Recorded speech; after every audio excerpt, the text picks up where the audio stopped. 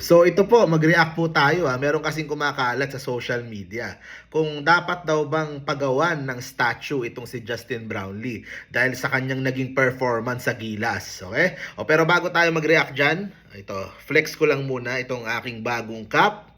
Ayan, nabili ko to sa Max Taytay. Shout out po. 249 pesos lang siya. Ayan.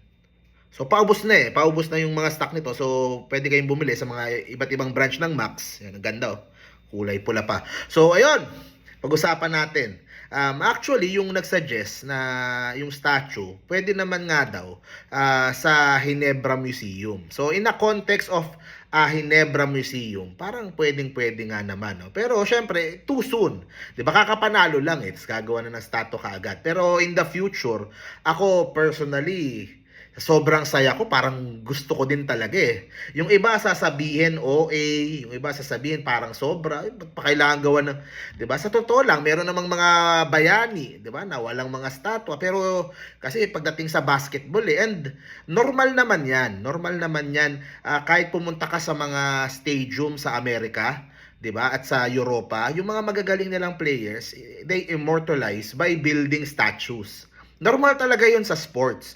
Kasi yung sports talagang malapit sa puso ng mga tao 'yan itong Gilas pa, 'di ba? National team, 'di ba? So sa akin, why stop at a statue?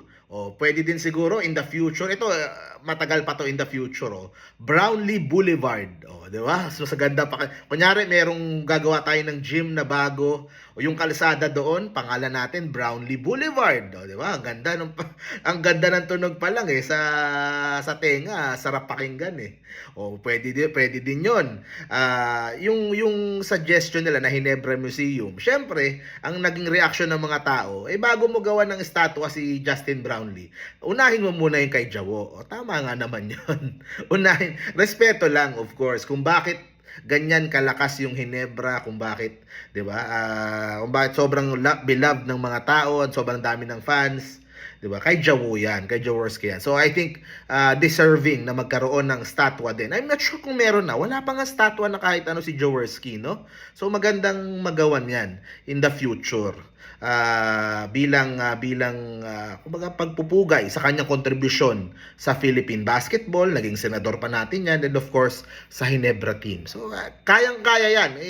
Tingin ko yung kung sa gastos lang, kayang-kaya ni Boss RSA 'yan. And of course, syempre, suot niya ni Jaworski yung kanyang signature number 7 tsaka ano yan kumbaga pagpupugay kay Jawo pero napopromote mo din yung Ginebra. 'Di ba? So dual purpose. So I think kayang-kayang gastusan 'yan ni Boss RSA kung maisipan in the future. Sana magawa nila soon yung kay Jawo kasi medyo masama na yung kalusugan ni Jawo So maganda sana makita niya, maabutan niya na ginawa na siya ng statue. So sa akin okay 'yon. Kay Brownlee okay ako doon pero maganda sana unahin yung kay Jawo. Sa akin, since ito na yung pinag-uusapan natin kung pagpapatayo ng Ginebra Museum, sa akin kesa sa museum, alam mo ang maganda siguro in the future kay Boss RSA kung makonsider niya, magpatayo na ng Ginebra Coliseum. Medyo mahal to. Hindi lang medyo, mahal talaga itong suggestion ko. Either magtayo ng Ginebra Coliseum o mag-sponsor na lang kasi sa mga syudad meron silang mga Coliseum naming rights ba? Pwedeng ganon, pwedeng kunyari, 'di ba yung ginawa sa Laguna na bagong Coliseum naming rights, maging Ginebra Coliseum 'yan, ganon. Doon mo na ilagay yung museum, doon mo na ilagay yung statwa ni Justin Brownlee. doon na.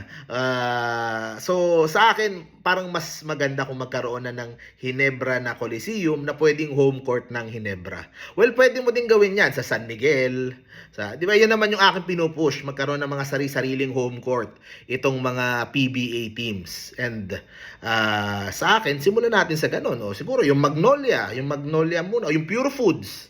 'Di ba? Yung Magnolia Pure Foods na franchise, magkaroon na ng sariling So parang ganun siguro. Sa akin mas magiging productive at mas makakatulong sa liga 'yon in the future. And yung aking isa suggestion pa, yung Gilas Academy. O sana magkaroon din ng permanenteng Gilas Academy kung saan ite-train natin yung mga bata na kunyari 9, 10, 11, 12 years old pa lang, ipasok mo na sa Gilas Academy para bata pa lang natitrain na sila yung system na gagawin natin diyan sa Gilas.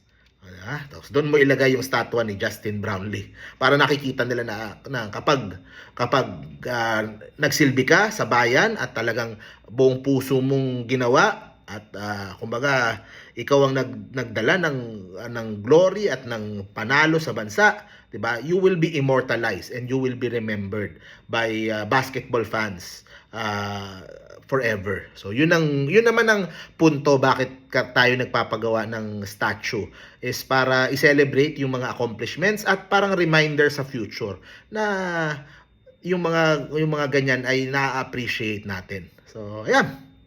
So yun po yung opinion ko diyan. So tuloy-tuloy lang po yung coverage po natin. Maganda mapag-usapan din natin yung yung future nung Gilas after nito.